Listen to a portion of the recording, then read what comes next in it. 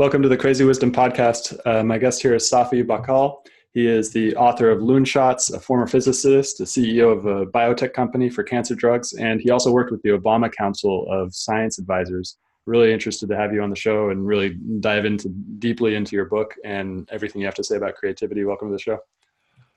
Thanks. Delighted to be here. Yeah. So I'm really interested because I read your book and there's so many cool things that we can talk about. But the most interesting thing that I want to get into is your experience, because it seems like you're writing this book from personal experience, nurturing Loonshots in an organization, creating cancer drugs. Is that correct? Yeah, it started from my experience working in biotech and medical research, in starting a biotech company developing cancer drugs, and then personal experience was just a few years after I had started. My father got diagnosed with a rare type of cancer, and I figured, well, this is my field now. I can solve this. Wow. I can, talk to people and get the best meds in the world, and I did everything I could, but of course, unfortunately, I couldn't help him, and he died probably within about a year of being diagnosed, which is pretty typical for advanced leukemias. And over the years, I got more and more surprised and frustrated, noticing that there were so many promising breakthroughs by passionate scientists in all over the industry, whether in large companies or small companies or academia, that were just sitting stalled. Mm-hmm. And it wasn't because of the, typical silly stuff that you see in the news that, they're bad people and they don't want you to have these drugs. Everybody who works in the industry that I've spent time with has a relative who's been through some severe disease, or a friend or a loved one, and everyone wants to come home and tell their spouse or kids or family about how they are working to cure cancer or change the world. So everybody's got kind of the same incentives, yet, especially inside large organizations, collectively people bury really promise ideas, but it's not an individual thing. There's something that was going on that had to do with the properties of groups, not any one individual, that kept blocking these promising treatments, these good innovations. And then I had friends in other industries, in film and in technology, and they experienced the same thing, that individually people would be excited about a project or an idea, and collectively they would kill it. Mm. So I just got more and more curious about what could explain that weird, almost paradox. Mm. And that led to some of the ideas in the book. And I really love these types of ways of looking at reality, because it takes away the judgment of human as good and bad, but really looks at the system itself, the system which created the circumstances and the incentives. What do you think of that? Yeah, I think that's the underlying idea. And it's like, you could start with a glass of water. Mm. You could stick your finger in and you slosh it around, and the molecules are all flowing and liquid and loosey-goosey. And then that's always true, except as you lower the temperature, when you cross 32 degrees, all of a sudden they line up completely rigidly. And there's no individual CEO molecules saying, okay, you need to slosh around at 33 and then be completely rigid at 31. Oh, wait, it's 33. Everybody slosh around. There's no CEO. There's no culture. There's no videos. We're going to slosh around on Monday. Everybody be rigid on Tuesday. It's something about the structure changes the behavior of that system. And it has nothing to do with these cultural variables. You can think of culture as the patterns of behavior that you see, like the molecules are sloshing around or the molecules are totally rigid, and structures those small changes like temperature or adding salt to water, things that affect that pattern that you see that are hidden and not as obvious. And that's what was interesting to me. And it's interesting because fixing culture is very hard. no amount of uh, forcing people to watch 2-hour videos and sing kumbaya and hold hands together is going to change a culture, just like a guy yelling at ice to just loosen up a little bit is not going to melt it. Uh, But a small change in temperature can get the job done. A small change in temperature can melt steel. mm, That's what was so interesting to me. And as you say, it's not a individual thing, it's a collective mm, property. For example, a molecule of water isn't a liquid or a solid, it's just a molecule of water. And if you drop it into a glass of water, it's going to slosh around with all the others. And if you drop it onto a block of ice, it's going to freeze. mm, So it's not about the molecule, it's about a collective property of the system. And nobody had really extended that in a serious way or in a thoughtful way to the behaviors of groups. mm, So, there's one level in which you can just, you could take it as a metaphor, but metaphors are only, are not that interesting. You can mm, actually sit down, write down the underlying science of it, the underlying mathematics of it. You can understand why phase transitions happen, and then show that whenever you organize a group into um, a team or a company or any kind of organization with a mission and a reward system tied to that mission, you create the two competing forces, stake mm, and outcome and perks of rank, mm, that will lead to ultimately to the idea of two different phases. And so you can get a kind of a more generalized uh, theory that maps you from a glass of water to a group of people. And it sounds a little crazy because, everybody's different. How can you talk about them as molecules of water?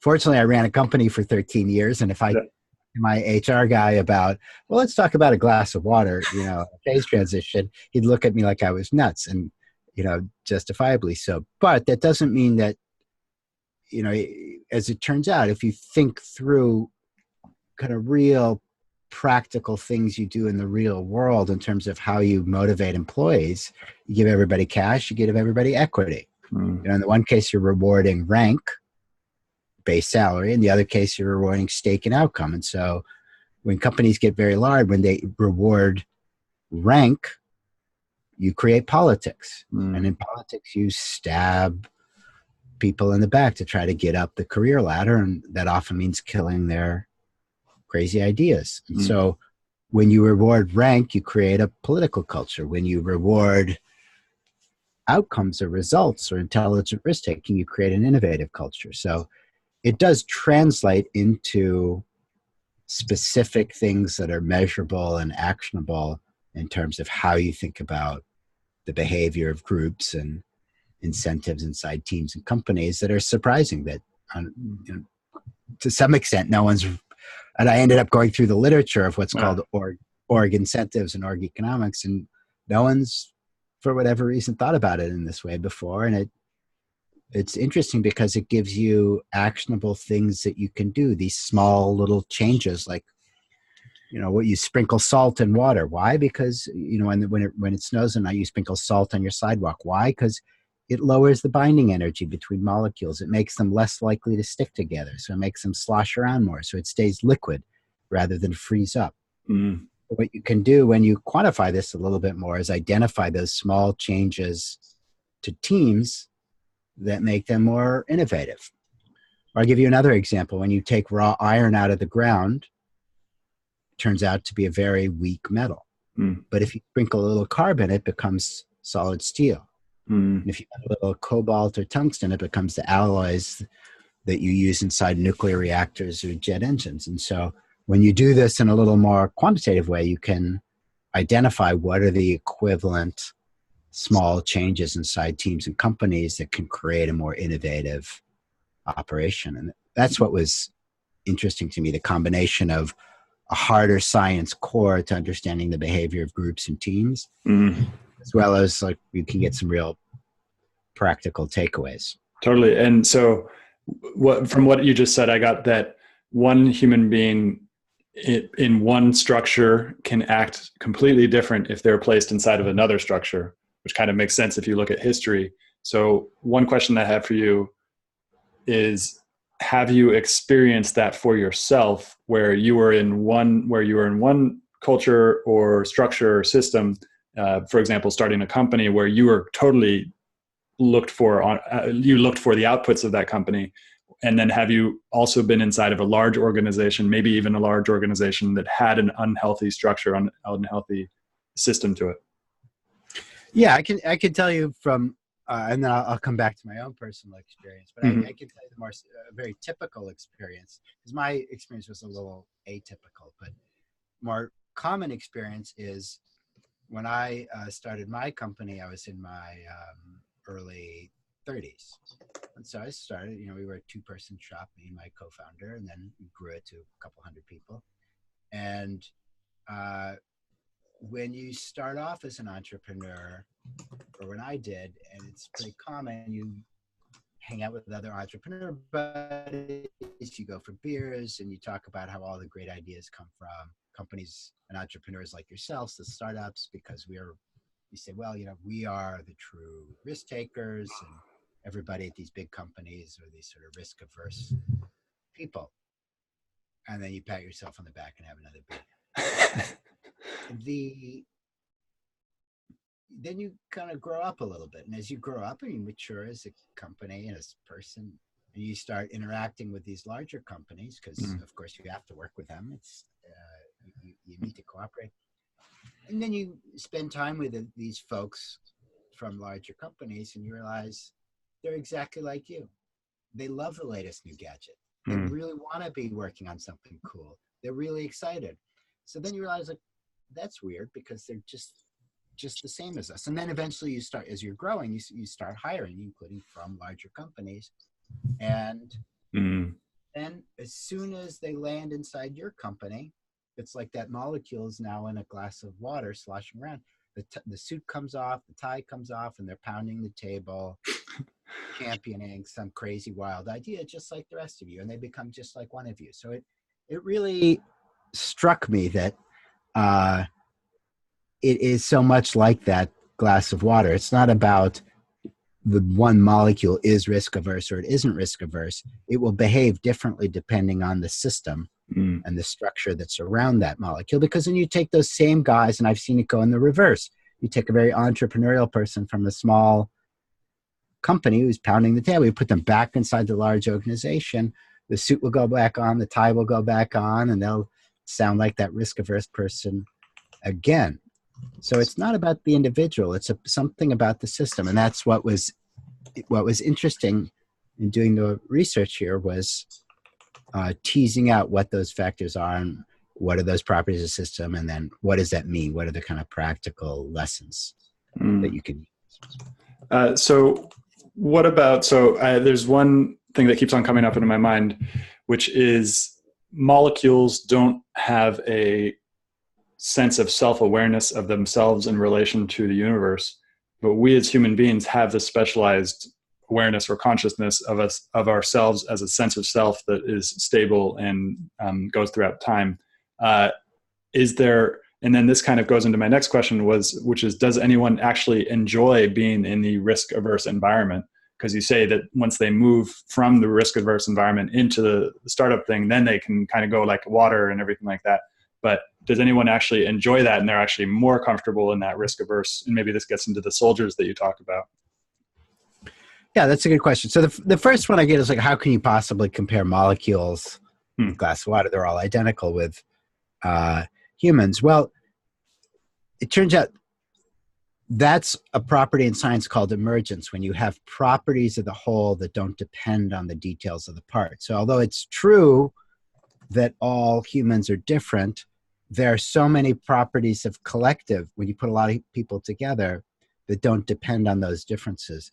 Just like a glass of water or any fluid will satisfy the same laws of fluid dynamics, even though they're not perfect fluids. They're every different kind of fluid. There are millions of different kinds of fluid with millions of different kinds of stuff flowing around them, yet they all flow. When you bend a glass of water, the water will always flow. The liquid will always flow in the same way. So you think about a highway. Cars will have two phases. There'll be smooth flow and jammed flow on a highway. Yet the underlying drivers are totally different. And the cars are totally different. Yet all highways will exhibit these two phases and exhibit a phase transition in certain very predictable ways, even though the underlying people and drivers and cars, their Hyundais and Fords and Toyotas and trucks and buses are totally different. Just like in a glass of water, there may be a million different type of molecules and pieces of dirt. Yet whenever you bend the glass over, the water will always pour out in the same way. So there are certain collective properties of the whole that don't depend on the details of the parts. For example, that's essentially what economics is. So markets obey certain rules or properties. There is supply tends to meet demand in certain predictable ways. Prices tend to adjust in certain predictable ways. Yet underlying that are humans that are buying. You go to a bakery and you buy some bread, and the other guy doesn't like bread, but he wants a bun, and the other person wants a cupcake, and this guy's going to a butcher and he wants some chicken and he wants some beef. Yet at the end, prices always adjust in the same way, even though the underlying details and the behaviors are different. So, as I mentioned, no one has really applied that to the behavior of groups inside teams and companies. And was kind of fun to do, to see that there are these collective properties. In fact, innovating well is a collective property. It's not an individual property. And then the question, do you know anybody who actually enjoys that being in that risk averse environment? Well, an example that I often use is that there are the individual matters and the system matters. And one way to think about it is, pick a disease, let's say diabetes. On the one hand, genes matter. Certain genetic mutations can give you a higher predisposition to diabetes. But if you drink 2 gallons of Coke a day, you're also going to bring it on. So both matter, both the genes and the lifestyle matter.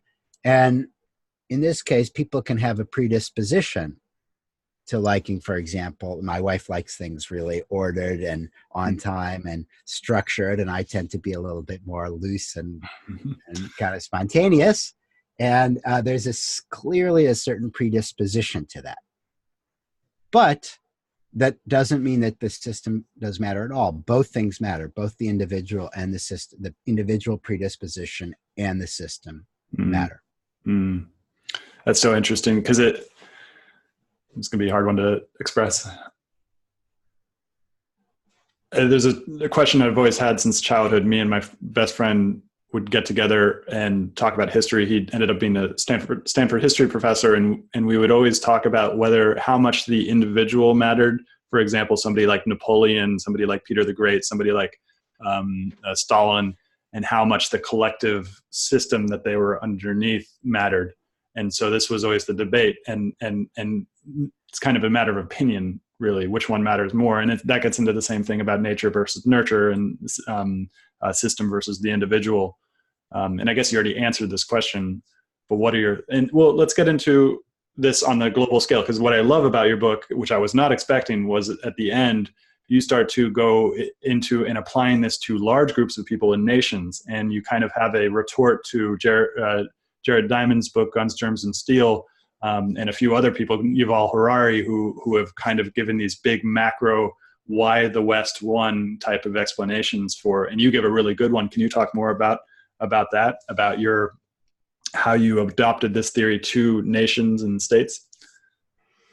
Yeah. So we start with what happens when you form a group, and you create these incentives, and it's clear that there are two phases: one in which you're embracing wild new ideas, and one in which you're focused on discipline and execution and hierarchy. And those two phases aren't compatible. You can only be in one phase at a time. A glass of water can't be solid and liquid at the same time. Although I actually was talking in front of an audience recently, and someone raised their hand and said, well, what about a Slurpee?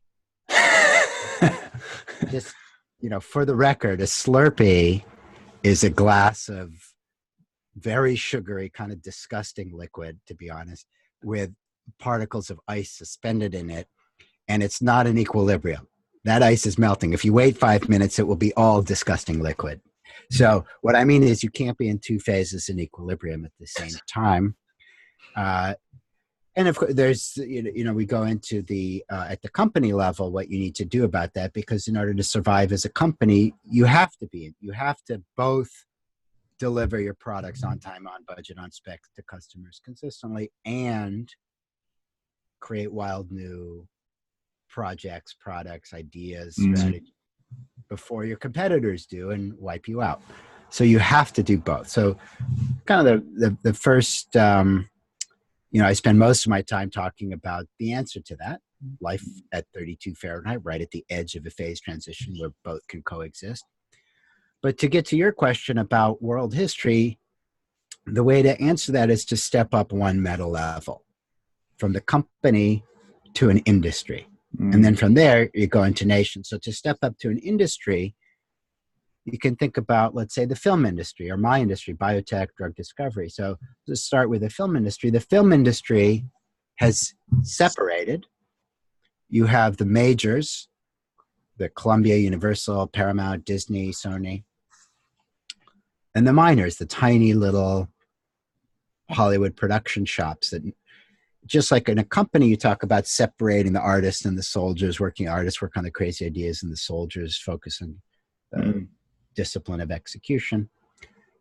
In the case of the film industry, biotech industry, and quite a few others, those industries have separated into the majors and the minors, and in some sense, the soldiers and the artists, or the suits and the creatives. And they're in different kinds of organizations. The large ones are global, and they are skilled at navigating franchises and opening films in 15 countries at the same time, and regulations and selling tickets and cross-selling and theme parks and land deals. And they have the scale to do that, which obviously the small ones don't. And that's important because you need the revenue from those franchises to fund all those crazy ideas, because most of those crazy ideas fail. So then the crazy ideas don't do very well inside those organizations, which are in the rigid execution phase. They do much better in the small phase, the kind of the equivalent to the water or the liquid phase, these tiny little companies that are totally focused on these crazy ideas, the small Hollywood production shops. And so you have partnerships between the two, and that's how the industry survives and thrives. That's why the industry is sustainable, because if it was just franchises, no matter how much you like the Avengers or Batman, you're going to get tired of it. And then the industry will become stale. And if there was no franchises, it was just everyone working on wacky movie projects, the industry would go bankrupt, because most of those lose money. So you need both, just like a company needs both. And in biotech and drug discovery, it's the same. You have Merck, Pfizer, Novartis working on the next statin or the next ulcer drug, and you have the hundreds of small biotechs here in Boston or San Francisco or San Diego working on crazy ideas people said will never work. And so you need both. Now, in world history, why the West? The problem with the geography answer, the climate or geography answer, which was one of the kind of a thesis of Jared Diamond's, and many before him. So the geography explanation has appeared and disappeared on up and down for 400 or 500 years. It started in the 18th century with Hume and others about the climate hypothesis. Well, it's too hot down there, it's too cold up here. It was just right in the middle. The problem with that hypothesis is that China and Islam dominated the world. China, Islam, and India dominated the world, not for 5 or 10 years, but for 1,000 years. They dominated the innovations, they dominated medicine, they dominated early science and technology. Most of the promising mathematics used in Copernicus in the early 1500s for creating the idea of modern astronomy, which really revolutionized the world and launched the scientific method. Most of those ideas and technology came from Islamic astronomers, who in turn used mathematics developed in India, China, paper and printing had developed 1,000 years before the West, as had advanced mining, advanced irrigation, advanced agriculture techniques, the compass, the gunpowder, water clocks. So many early technology, the use of currency, the use of an education system. So China had been educating 1 million, 2 million scholar elites for 700 years before the first university opened its doors in Western Europe. So why Western Europe? China, Islam, and India were well over 50% of the world GDP when England was less than 0.5%. And they had Beijing, this geography. They had the same geography problems, but something else happened that explained it. right. So if your answer is, well, it's a geography, how could China and India have been so dominant for so long if they had a disadvantaged geography? That just doesn't make any sense. The height of their mountains didn't suddenly change. It didn't happen that in the 16th or 17th century they said, well, that was a good geography for 1,000 years. Now we're going to shrink all the mountains and change the landscape, and now it's your turn, Western Europe. Yeah. That doesn't happen. It's the same geography. It's the same climate. The other reason the other very popular explanation was culture. There's something about Protestant culture, which was a very popular up and down explanation for a long time. And that doesn't really make any sense, because in Western Europe, there was a very wide array of cultures. There was, Catholic, there was a Protestant schism, but there was a very broad array. These were hundreds of nation states, each with their own peculiarities and strange rituals and strange ideas and values. Same thing with India, same thing with China. It wasn't a monolithic. They just had a huge distribution of cultures and ideas, and there were only short periods of times they were all ruled by, one kind of culture, which ended up changing. China got taken over by the Mongol Empire. This is a totally different culture. So the culture explanation doesn't really make sense, because also the Chinese culture, there wasn't one Chinese culture. There wasn't one Islamic culture. There wasn't one Indian. There were many, and they were all completely different. China and India and Islam were completely different from each other. And so the cultural explanation doesn't make a lot of sense. It's pretty unsatisfying as well. What does make more sense is the following. China, Islam, and India were huge powers. As I said, Western Europe was kind of a backwater. China, Islam, and India were phenomenal at franchises. Just like Columbia Universal make the next Avengers and the next Transformers and deliver that very effectively in their theme parks and generate a ton of revenue out of it, or Merck, Pfizer, Novartis deliver the next statin and generate a ton of revenue all over the world for it.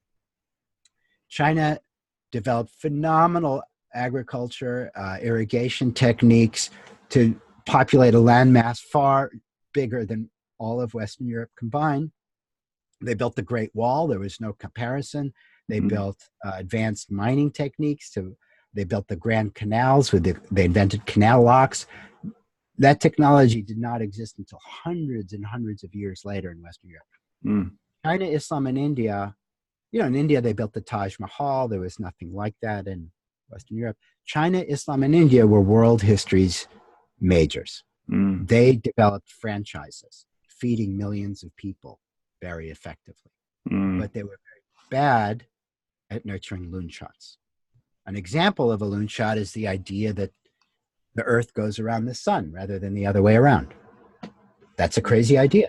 That idea has been around for thousands of years. And that idea is a pretty threatening idea, because if your rulers tell you that the world is one way, and people say, well, actually, we think we can measure for ourselves. We think there are these things called laws of nature, and the truth is something that's accessible to everybody. That idea is a democratization of truth. It's very threatening to rulers. That idea, which is now known by its more modern name, the scientific method, was in some sense the mother of all loonshots. It radicalized, it disempowered authority in saying what is true. that idea thrived in 17th century Western Europe, plus or minus, because 17th century Western Europe was like the biotech market of world history. It was like the hundreds of Hollywood small production shops of world history. China, Islam, and India were the dominant majors, and the hundreds of tiny fragmented nation states was the loonshot nursery where crazy ideas could appear and disappear. So when Copernicus, for example, first suggested the idea that the Earth could go around the sun, it was dismissed as crazy and ridiculed for 80 years. Because if the Earth is rotating really fast, why aren't birds flung from their nests? When I throw up a rock, why doesn't it land behind me? And then he was I remember this from your book. Copernicus was, I believe, in Denmark, or he went to Denmark. Which one was it that he was in Denmark and then he left because they said, no, this idea is stupid. But then that was the key beauty of Europe, is that he could just move to another nation state. Whereas if somebody came up with that in China, there's nowhere you can go to get outside of the rule of Chinese government.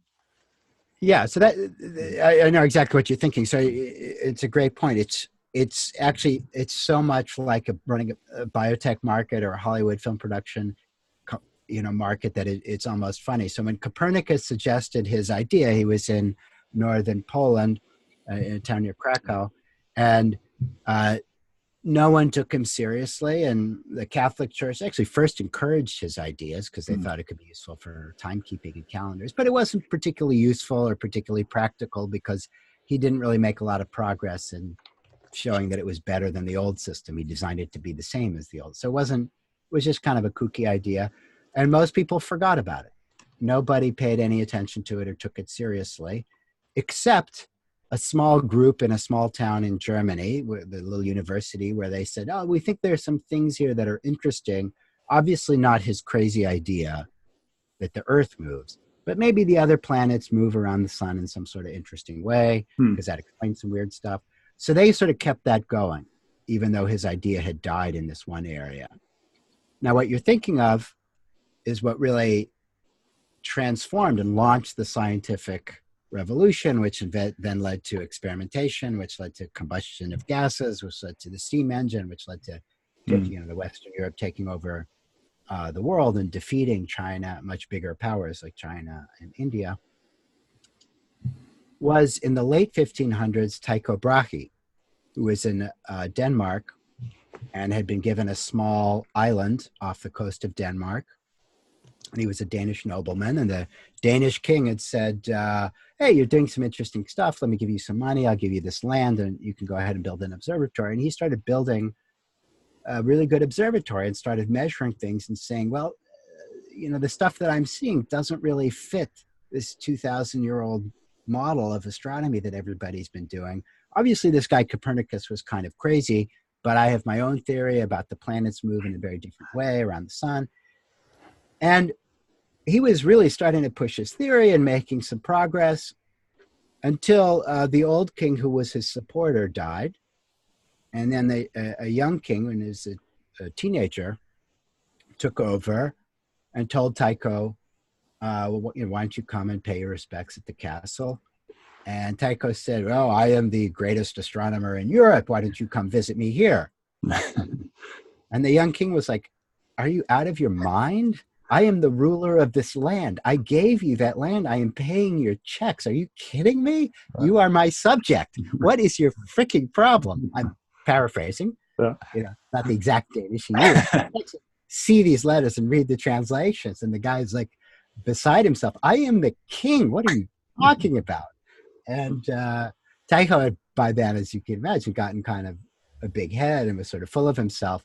Anyway, the young king fired him, took the land, and Tycho was out of a job and had no observatory. So in an empire, in China, Islam, it turns out something similar had happened in China 500 years earlier with a great Chinese astronomer named Shen Ko.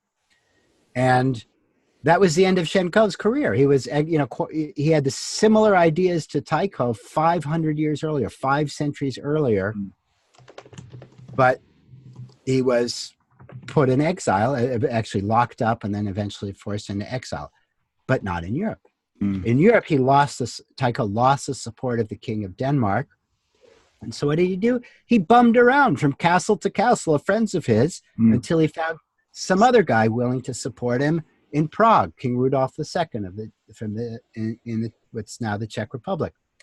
And he funded the observatory, and that's where Tycho continued his measurements, and that's where he brought Kepler, and that's where Kepler kind of invented Copernicus's theory into a much better theory that worked, that ended up really launching the scientific revolution and led to Newton's work a few decades later. And this kind of seems to go into what happened to Steve Jobs, and why Steve Jobs is such an interesting example of this. Was you talk about people who are successful at one type of loonshots, the P type of loonshots, the product type of loonshots, get kind of a big head, and they get into a Moses complex where they kind of get on top of the mountaintop and yell to people saying, this is what we're going to study. And then that happened to Steve Jobs really early, but then he had the opportunity, both the opportunity and the difficulty of getting a really difficult situation where he gets kicked out of his own company that he created and wandering through the desert like Moses, I guess. I guess Jesus was the one wandering through the desert, but and then comes back learning these lessons that allows him to come back. Can you talk more about this? This gets to my point of the whole show, which is not everybody, but a lot of people go through a lot of stress, and this stress is both a challenge and an opportunity. And without the stress, they wouldn't create what they create. Yeah, and it can actually tie it back to just the sort of the end of that Tycho story, which is that Tycho was put in a very stressful situation by being kicked out of his island and his home and his castle that he'd had and the observatory that he's built, and he was just wandering around. And the big breakthroughs that ended up changing the world happened in that last year. He had only 1 year of life left. By the time he found his castle, he died about a year later. But in that 1 year, he brought Kepler, and that really launched everything. And the reason it's so similar in kind of a funny way in biotech, there are all these hundreds of biotech companies, and you might be a CEO, and you might have an idea, and you might be very excited, and then your board gets tired of you, or your board withdraws funding, just like that Danish king, and you're done, and your project is done, and your company is done, but it doesn't mean it was a bad idea. The idea just hops around to some other one, just like a film project, Slumdog Millionaire. It had the idea of this crazy film of like a kid from the slums of Bombay gets on a quiz show. Like, who's going to? That's what all the studios said. No American's going to want to see that. And it got moved around from studio to studio until one finally took it, and then boom, it succeeded. And so the reason those crazy ideas flourished in Western Europe was because it was a loonshot nursery. The same reason the crazy ideas flourished in the biotech market, the same reason they flourished in the film market. And the reason they didn't in China, Islam, or India was because they were world history's majors. The same reason that Merck, Pfizer, and Novartis rarely come up with their big breakthrough projects. That's the connection with kind of world history, and a different take than the standard. There have been over a couple hundred years, the why the West question has appeared many times, and probably the three most typical explanations are geography, culture, and race. Actually was very popular in the 17th, 18th century. But all of those really don't make any sense. And you've got a new one, which is the systems that, or how would you describe yours in a very short way? I said Western Europe was the loonshot nursery of world history. Yep. It created an environment that was much better for nurturing crazy ideas, big empires. So, and I want to get to this subject of like really intense stress, and maybe even if you've experienced it, but there's one example in your book, which is amazing, which is this guy who comes up with this new theory. I'm forgetting his name now, but he comes up with this new theory of how cells communicate, and cancerous cells communicate, and that that he proposed a new one. Maybe you can kind of explain this, but nobody believed him for 32 years. And he just stuck with it. And even though everybody's calling him an idiot, he eventually huge breakthroughs kind of happened. Can you talk more about this guy and his name? Sure. That was Judah Folkman, who I worked with for, I would say, roughly the last 7 years of his life. He worked with us at our company. He advised us, was a board member.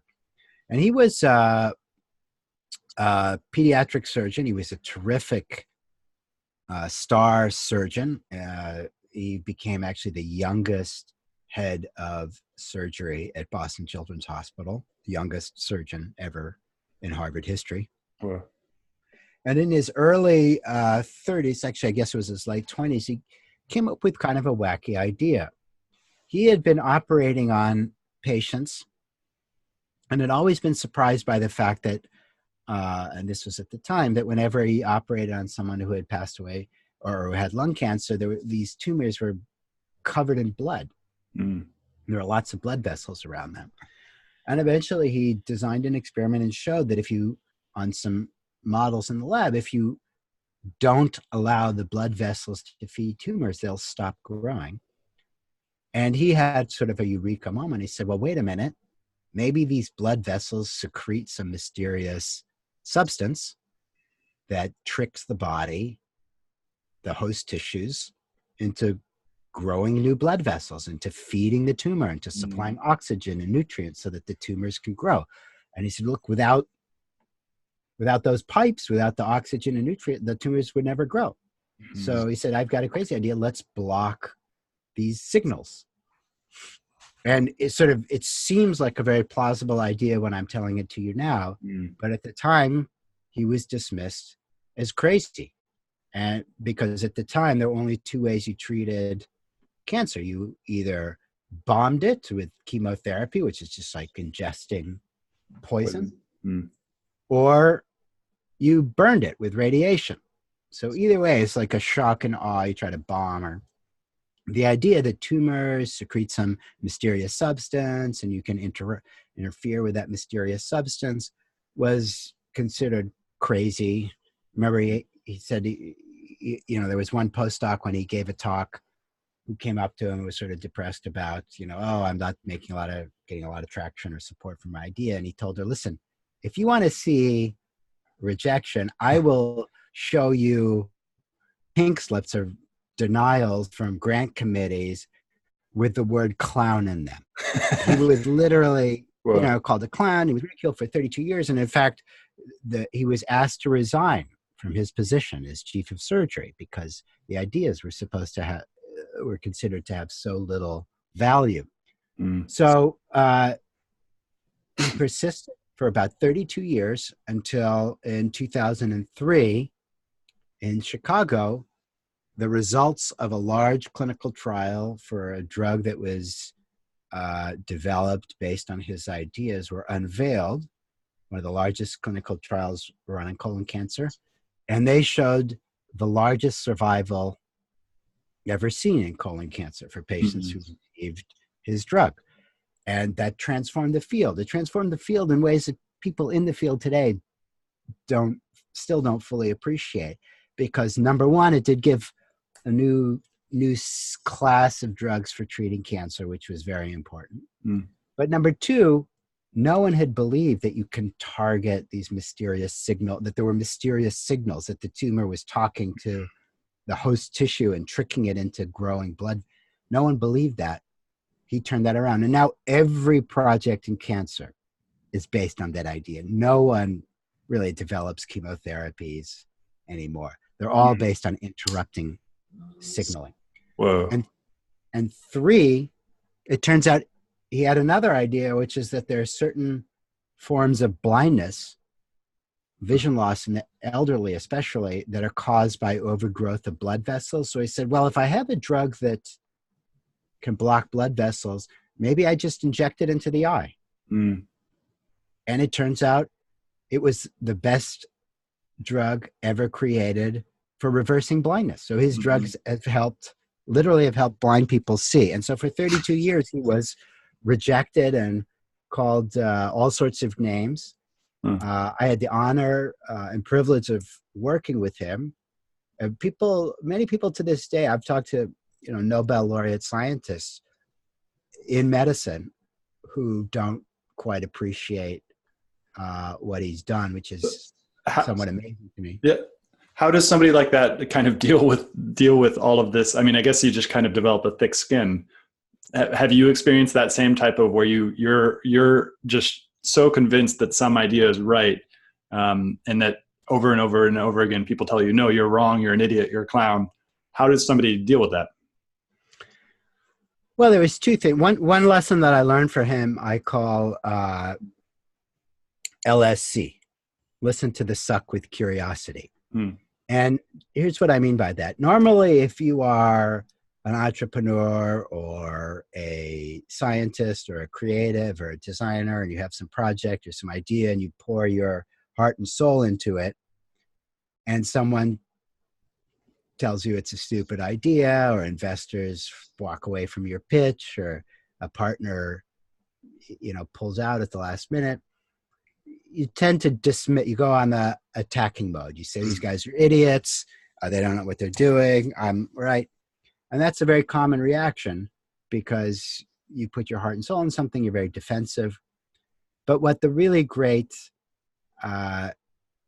scientists and people who come up with really important ideas and succeed in getting them through, what they really, I've seen them do over and over, is they set aside that defensiveness and they listen to the bad news with curiosity. They take off their defensive hat and they put on a Sherlock Holmes hat. Mm. And rather than say you're an idiot or try to punch a guy in the face, they say, walk me through if you have the time, which I realize, most people don't like to give feedback. There's no upside in it for them. It's a very difficult thing to do. So listen, if you have the time, it would be a great favor if you could walk me through your thinking. Help me understand what it is about the product that doesn't appeal to you. What is it that doesn't make it something you want to invest in or partner with? Just walk me through that. And you do totally like a detective, like you're looking for a clue. And that's where the gold is, because then if you pull on that thread, eventually you may get a little nugget of gold, which is the idea of what it is that's missing in your product that's turning off people. Sometimes they may be right and sometimes they may be wrong, and that doesn't matter. You're looking for the gold. And so the best, that's something I learned from Judah. The best people like him who really come up with a major breakthrough, just set aside, maybe you have hurt feelings for, a day or a week or whatever, but then you move on and you go back to the source and you say, help me understand. Can you walk me through? It'd be a great favor if you gave me this gift of helping me see, because, everyone gets blind and gets blind spots to whatever it is that they're working on. And it's really only with the external. So he did that. I remember there was one occasion where some lab had tried to reproduce his results. They said, look, this is really interesting. You published this paper, very promising. It had made some, gotten some good press. And could you send us some materials? We want to reproduce it. And they failed to reproduce it in their lab. And somehow they talked to a reporter. And then it made a national headline. Famous cancer researcher, unable to reproduce the results in his lab. And, that is a career-ending headline. Doesn't usually happen. Can't reproduce your results. And so most people would have reacted by going on the, on the offensive, like these guys don't know what they're doing, blah, blah, blah, blah, blah. Judah didn't. He called up the other lab and said, can you walk me through how you did the experiment? Let's just sit on the phone, go step by step by step, exactly what you did. And in doing so, he tracked down a weird bug, which is that when his proteins were being shipped, they froze them down. And when they froze them down and being shipped, there was some leaking between the plastic and the protein that damaged the material. And so it was simply the shipping process. When they reshipped them good material, it worked. And other labs came around in support of what he was doing. So he learned, but that not only taught him to solve that problem, it gave him all sorts of interesting new ideas that he wouldn't have had otherwise. So LSC means not just listening to the suck, meaning, if you're trained in active listening, it's about, okay, let's repeat what the other guy just said. Let's nod your head, to show that you understand. It's actually probing. It's saying, you just said X, well, walk me through until I really, really understand what you're saying. And that's useful, I found, also in personal life, not just professional. Let's say you are in a relationship. And, men and women often speak different languages and come from different places, and sometimes can react emotionally to different, to conflict situations, to different interests, to different objectives. And if you just start raising your voice to, this kind of crescending battle of who can speak louder over the other person to repeat what they just said, you end up going nowhere fast. But if you flip it around and say, let me listen to the suck, what's the problem here? But let me not just listen and repeat, but say, help me understand, until you can totally, completely repeat their argument better than they could ever formulate it for themselves in your own language. Then you've really understood it. And once you've really understood it, once you've listened to the suck with curiosity and have really understood it, that's the green light. That's when you can begin to make progress. It sounds like it's something that I can use in my interview process as well, because I do a lot of active listening, but if I could actually active listen and then dig into really deep until I fully understand what somebody is saying, I think that would be helpful. So you've written this book, Loonshots, and I see it becoming a big book that kind of stands the test of time.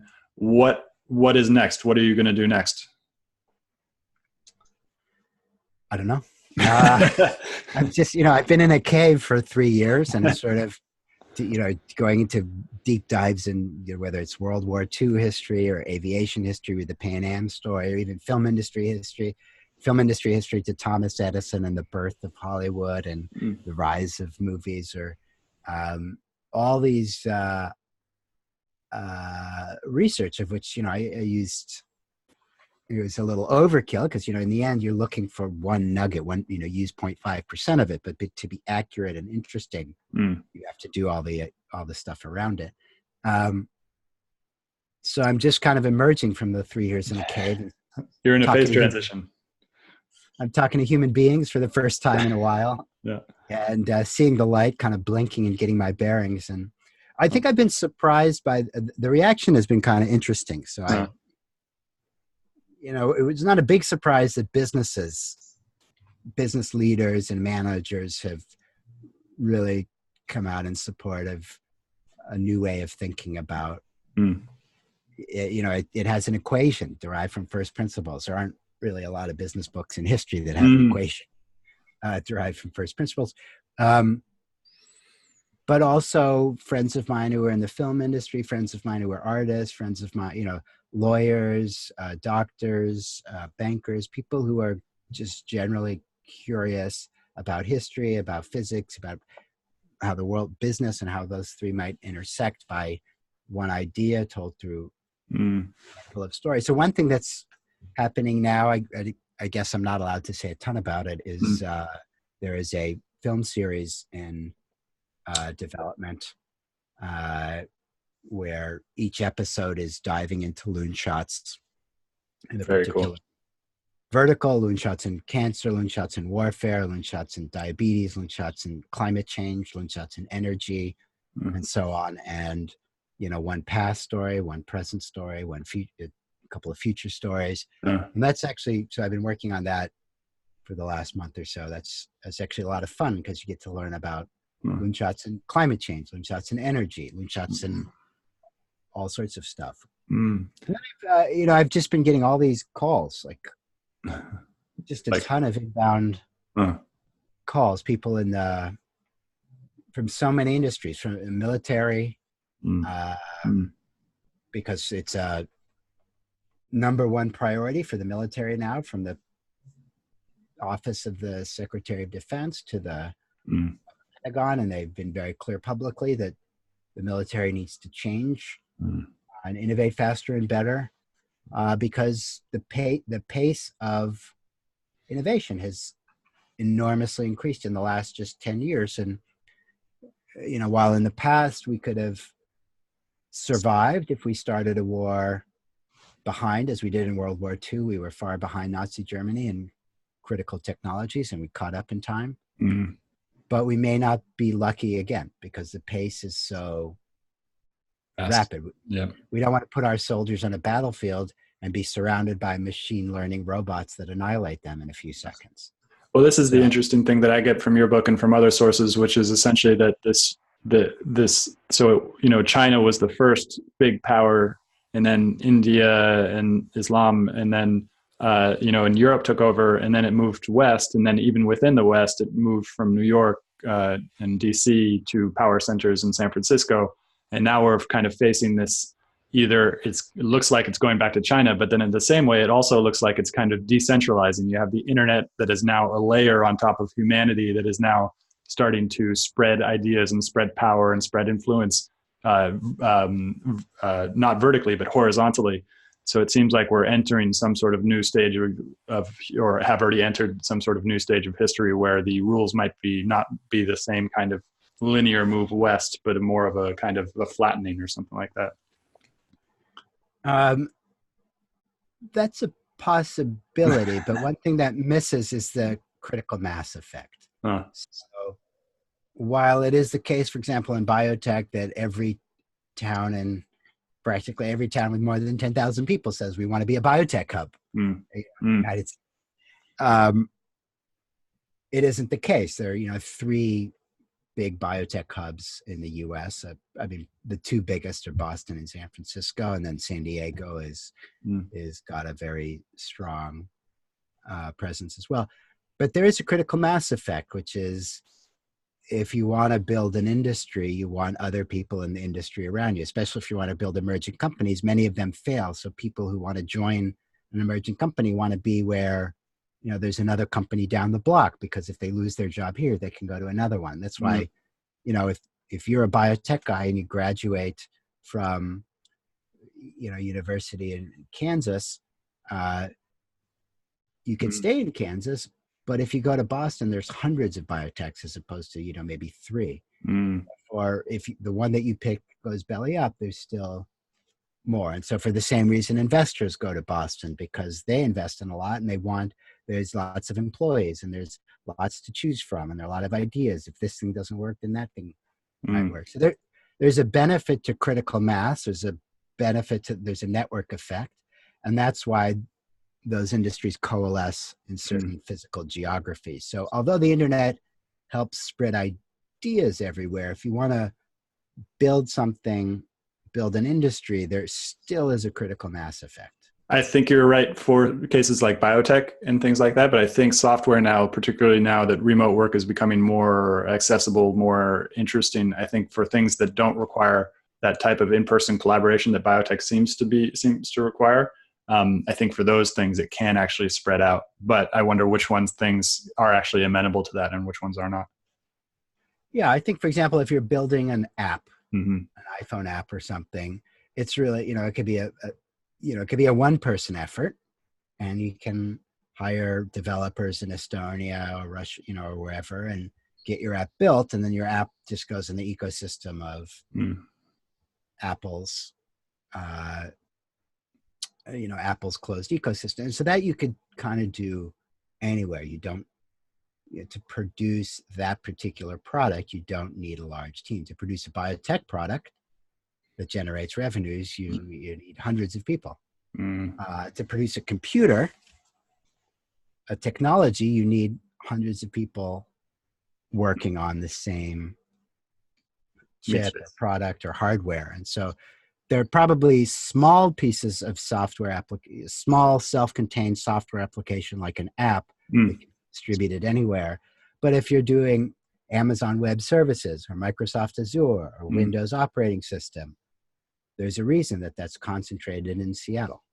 Although I think GitLab is a new example of something like that is now distributed. They're a wholly distributed company that is building actual like type things like Azure and things like other things that are now totally distributed, which is really interesting. Good. Well, cool. So really happy to have you on the show. We should probably wrap up now, but how can people find you to talk about more, find out more about the book, find out more about you? Go to my website, loonshots.com, or social media. My Twitter handle is just my full name. Cool. Thank you so much for coming on the show, and yeah, best of luck with the book and everything that comes with it. Thanks for having me. It was fun to be on. Yeah.